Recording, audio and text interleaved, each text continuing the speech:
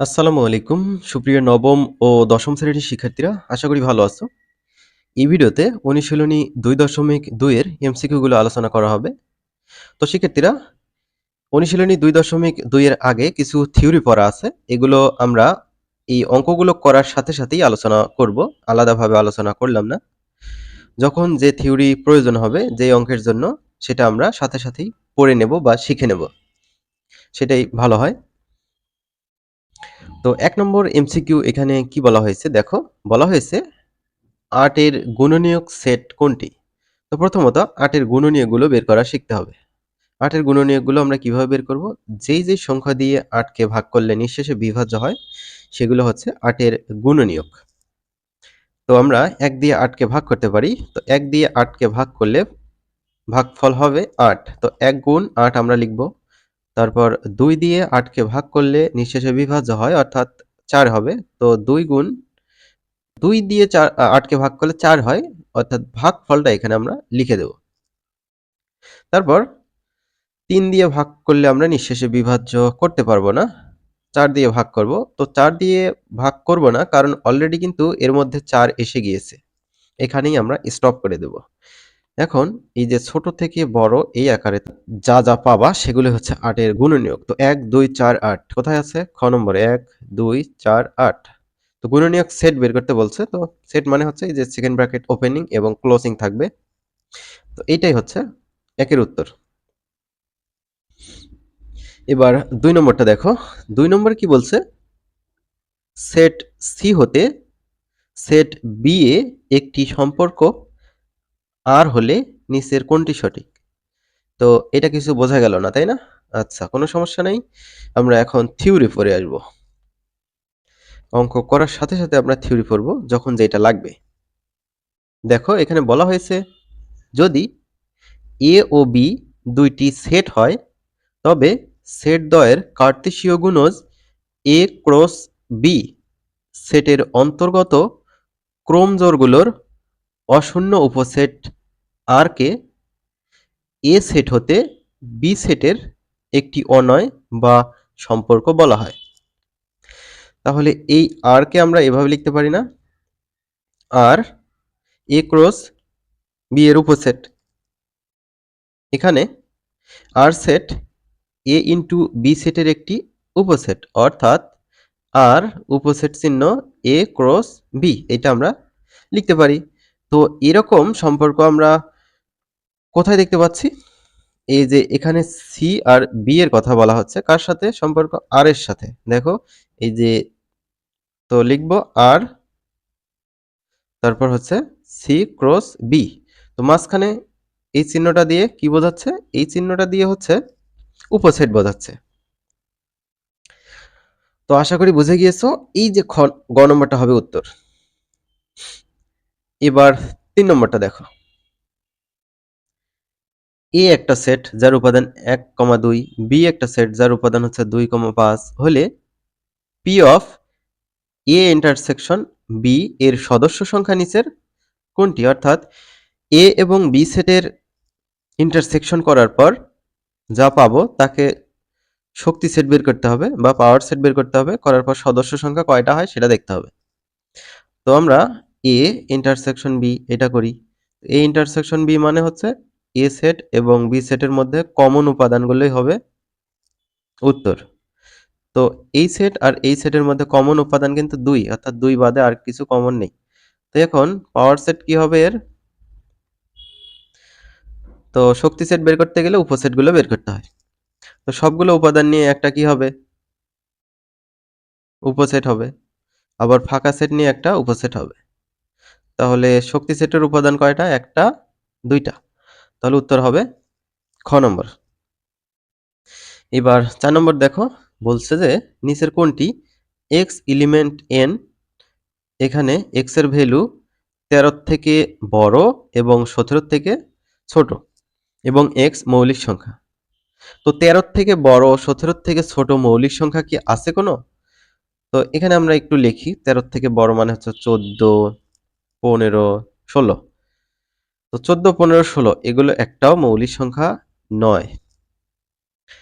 তো সেটটিকে তালিকা পদ্ধতিতে প্রকাশ করলে কি হবে? যেহেতু একটা উপাদানও নেই, তো ফাঁকা সেট হবে উত্তর। তো এইটা হবে, তো ফাঁকা সেট উত্তর ক নম্বরটা। তো ফাঁকা সেট দেওয়ার পর আবার কিন্তু সেকেন্ড ব্র্যাকেট দিয়ে ক্লোজ করে দেওয়া যাবে না, ঠিক আছে। এবার 5 নম্বর দেখো, এ ইউনিয়ন বি, এইটার ভ্যালু হচ্ছে এ বি সি।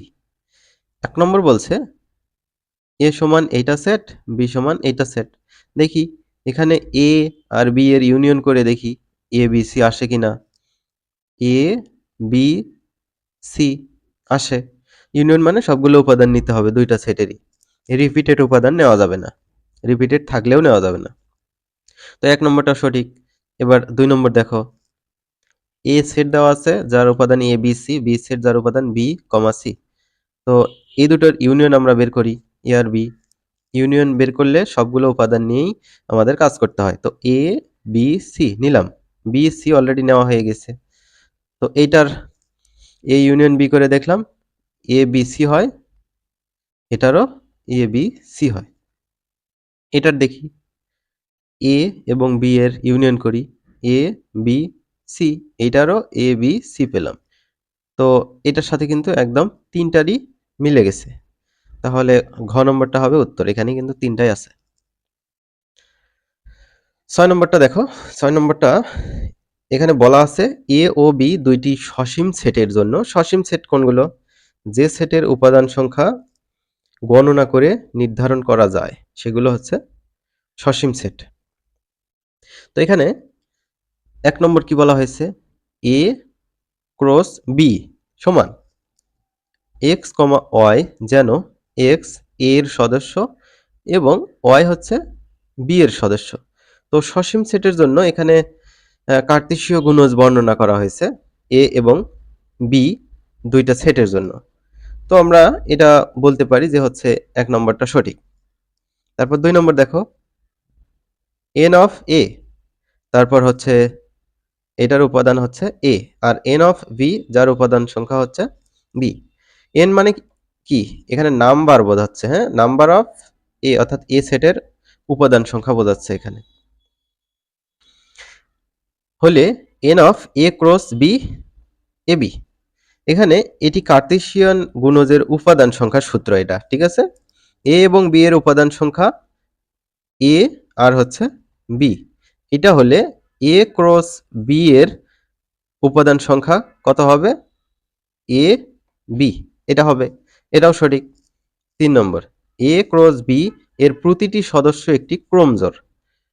তো আমরা যখন কার্তেশিয়ান গুণজ এই অঙ্কগুলো করে থাকি তখন কিন্তু ক্রমজোড়ের একটা অর্ডার পাওয়া যায় এরকম, এ কমা বি, তারপর হচ্ছে বি কমা সি, এরকম পাওয়া যায়। তো এগুলো হচ্ছে ক্রমজোড়ের সদস্য, তাই না? এক একটা করে জোড়া না এগুলো, এগুলো কিন্তু এক একটা করে জোড়া। সুতরাং 6 এর 3 নম্বরটাও সঠিক। তো এইটা ঘ নম্বরটা সঠিক হবে। এবার তারপর দেখো, এ একটা সেট দেওয়া আছে যার উপাদান দেওয়া আছে কিছু এখানে, হলে নিচের 7 থেকে 9 প্রশ্নগুলোর উত্তর দাও। 7 নম্বর বলছে এ সেটের সঠিক প্রকাশ কোনটি? তো এখানে দেখো 6, 7, 8, 9, 10, 11, 12, 13, 6 থেকে 13 পর্যন্ত দেওয়া আছে। এখানে 6 থেকে 13, ক নম্বরটা কি বোঝাচ্ছে?